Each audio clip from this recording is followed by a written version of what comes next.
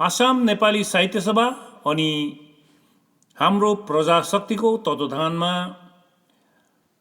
राष्ट्रिय नेपाली कथा प्रतियोगितामा दोस्रो स्थान प्राप्त मेरो कथा छिचिमिरा हजुरको समक्षमा प्रस्तुत छ। छिचिमिरा समुद्रमा आएको चक्रवाती तुफानको प्रतिफल। बेमौसम वृष्टि भयो पहाडमा। बलैँसीबाट चुहिएको तपकनाले भिज्यो आँगन र सिकुवाका ढिपहरू पुरै। हुन त प्रत्येक वर्ष नै पर्छ पानी बर्खा लाग्नु अघि। हिउँदोको बन्जर भूमि त्यही पानीले भिजेर त हो जमिन फुटाएर उड्छ आकाश छिचिमिरा। रमाउँछ चराचुरुङ्गी अबेर साँझसम्म पाएर आहार आकाशमा। सम्झन्छु कस्तो जीवन यो छिचिमिराहरूको। जमिनभित्र एउटा आफ्नो ठुलो परिवारमा बिताउँछ सारा जीवन। निक्लन्छ भिजेको जमिन फुटाएर मर्नलाई अन्तिम उडान। बलैँसीको तपकनाले भिजाएको मेरो सिकुवाको छेउबाट निस्क्यो बग्रेलतै छिचिमिराहरू। देखेर रमायो यो मन उडेका छिचिमिराहरूसित। सोचेर रोयो यो मन उनीहरूको जीवन शैलीसित। साँझ पख सूर्यास्तपछि मर्छ सबै उडेर आफआफ्नो अन्तिम उडान। वाह कति सुन्दर मृत्यु प्रकृतिको श्रेष्ठ देन। हामी सानो छँदा पक्रेर थुपार्थ्यौँ टिनका डिब्बाभरि छिचिमिराहरू।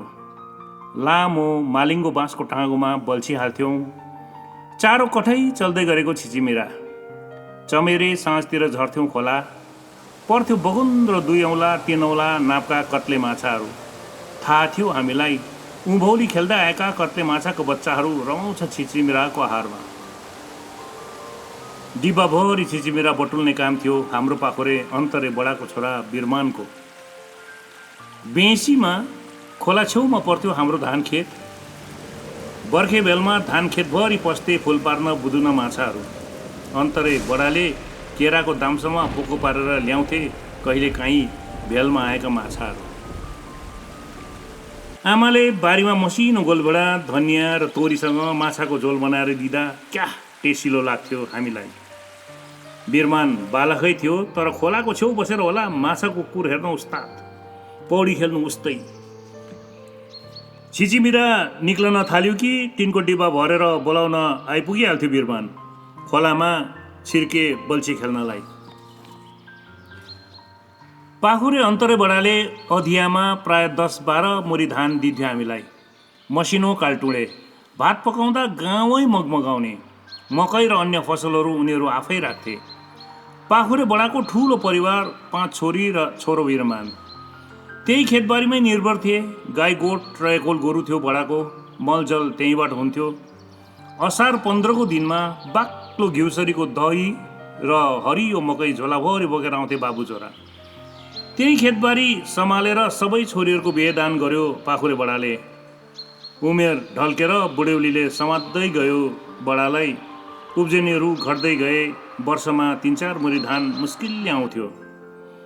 घरको अभाव देखेर होला बुढेसकालको सहारा बिरमान पनि पस्यो सहर पैसा कमाउन। खेतबारी बाँझो बस्यो। ठप्प भयो मङ्सिर महिनाको न्वाङ्गी धानको चामल पनि। बिरमानले दिल्लीको कुनै होटलमा काम गर्न थाल्यो। जहाँ धेर त्यहीँ हेर। खेतको उब्जनी भन्दा धेर कमाइको प्रलोभनमा फस्यो। सहरबाट फर्किएको गाउँकै साथीको कुरोमा बहकिएर पठाउँदै थियो कुनै मुस्किलले बुढाबा आमालाई पनि सास अल्झाइराख्न साँझ बिहानको खर्च। वर्तमान वैश्विक सङ्क्रमक रोगमा फँसेको छ ऊ बसेको सहर। तालाबन्दी छ पुरा देश। भोकको आगो सल्कँदैछ गाउँ सहर चारै दिशा। पाखुरे बडाको घर बेसी झरेको थिए केही खाद्य सामग्री लिएर कुरो बुझ्नलाई। बिरमानले खर्च नपठाएको धेरै दिन भइसकेको रहेछ। बढी चिनी रोगले थानको लागेको रहेछ ओछ्यानमा। उनीहरूबाट नै चाल पाए बिरमान फर्कँदै छ अरे हिँडेर नै दिल्लीबाट। बडाको दयनीय अवस्थामा माया लाग्यो। दबाई पानीको निम्ति 2-4 पैसा हातमा राखिदिए। धानको बदला 1 मुरी जस्तै आशीर्वाद दियो बडाले मलाई। भैँस भइन्जेल धानको चामल खुवाएको हो पाखुरे बडाले हामीलाई। हात खुट्टा बसेपछि के गरोस् बिचरा। पाखुरे बडालाई भेटेको हप्ता दिनपछि साँझपख आँगनमा निक्लेर उडेका छिचिमिराहरू हेर्नमा लिन थिए। घरको फाटक बाहिर चिनेको स्वरमा नमस्ते दाजु भनेको सुने। केही नजिक गएर निहालेर हेरे, निच्च दाँत देखाइरहेको रहेछ बिरमान। हन यस्तो साँझपख कताबाट आइस? मैले सोधेँ। दिल्लीबाट आज दिउँसो मात्र आइपुगेको घर। भित्र पस्नु दिएकै छैन गाउँलेहरूले। बाहिर गोठतिर पो बस भन्छ दाजु। भन्दैछ धाराको बाटो सबै बन्द गरिदिन्छ रे। म चाहिँ गनाउने गोठमा पानी बिना कसरी बस्नु नि? मदेखि अलि दूरीमै बसेर दुःख पोख्यो बिरमानले। सधैँ त दाजु भाउजू भनेर चुला घरभित्रै पस्थे, आज बुझेरै टाढैबाट बोल्यो। अन्त म के गर्नु भन्न? वरैबाट सोधेँ मैले।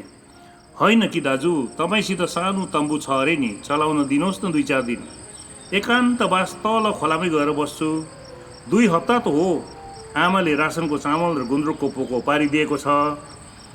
बाबुको टोटे जाल र बल्छी लिएर जानु पर्यो गाउँदेखि टाढा तल खोलामा। अन्त कसरी आइपुगिस् त?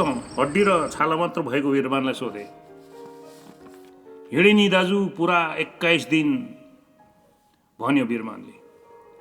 र त कस्तो मोटो तगडा मान्छे, गालाको हड्डीहरू पनि चुच्चो देख्दैछ। कुरो नगर्नुहोस् दाजु, कुकुरले नपाएको दुःख पाइयो। कुन्ताको होटलमा नसुती रातभरि खट्नु पर्ने। आउने बेलामा मालिकले पैसा पनि दिएन। रातभरि हिँड्यो, दिनभरि रुखको छारीमा सुत्दै आएको। मधेसमा त उडेको काग झर्ने गरम छ। हाम्रो ठाउँ त स्वर्ग हो दाजु, स्वर्ग। धन्न बाटोभरि मुसलमानहरू खाना बाँड्न बसेका थिए। उनीहरूको व्रतको महिना धर्म कमाउन बसेको रे, नत्र त भोकै मरिन्थ्यो। 2-4 जग्गा मालवाहक गाडीहरूले पनि उठाइदियो। ल म तम्बु दिइहाल्छु, त गइहाल। गाउँकाहरूले चाल पाए उल्टा मलाई साह्रो पार्छ भनेर कमराभित्र गई मेरो क्याम्पिङ जाने सानो तम्बु टाढोबाट फ्याँकिदिए बिरमानको हातमा। जाँदा जाँदै सोधेँ मैले बिरमानलाई, अन्त कहिले फर्किन्छस् त दिल्ली? कान समाते दाजु, मरै जाउँला अब घर छाडेर। खेतबारी कमाएरै हाम्रो बाबुले त्यत्रो ठुलो परिवार हुर्कायो। अब सानो परिवार पाल्नु के छ र? मनक्के पुग्छ हाम्रो परिवारलाई त्यो खेतबाट। सहर भनेको नरक हो दाजु, नरक। उसले एकै सासमा भन्यो। बल्ल बुद्धि खोलिएछ तेरो। अब नसुर्ता, सुरुमा दुःख हुन्छ, म पनि सघाउला फेरि खेत बिराउन। हाँस्दै भने अनि फेरि सोधे, अन्त बिहे गर्दैनस्? विचार गर्नुपर्छ त्यो पनि दाजु। सुनमायाले रुङ्दा रुङ्दा बुढी कन्ने भइसके भन्दै थिइन्। टाउको कनाउँदै भन्यो बिरमानले। हो त, कस्तो सिल स्वभावकी छे तेरी सुनमाया। अस्ति तेरो घर जाँदा बढीलाई स्याहार्दै थिए, कुरो थपे मैले। ए यसो माछा मारिस् भने फर्केर आउँदा लिँदै आइज है 1 छाकसम्म। खोलाको माछा नखाएको पनि धेरै भयो। अब त्यो पनि भन्नुपर्छ र मलाई दाजु? सुन्नु भएकै छ त। अल्छेको बल्छे, पाखुरेको जाल, मर्दको दुवाली, माछाको काल। खोल्लै फर्काएर भए पनि 1 छाक त ल्याउला नि हौ दाजु तम्बु फर्काउन आउँदा। हाँस्दै तम्बु च्यापेर ओह्रालै खोलातर्फ लाग्यो बिरमान। साँझ खस्नै लागेको थियो। बिरमान गइसकेपछि आँगनबाट आकाशतर्फ उडिरहेको बग्रेलतै छिचिमिराहरू निहालिरहे। सम्झँदै सहर छाडेर निक्लेका असङ्ख्य मजदुरहरू बाटोभरि। सायद छिचिमिरा सरह मजदुरहरूको पनि अन्तिम यात्रा हो यो पैदल सहरदेखि गाउँतर्फ। धन्यवाद। म शमशेर अली, कालेबुङ।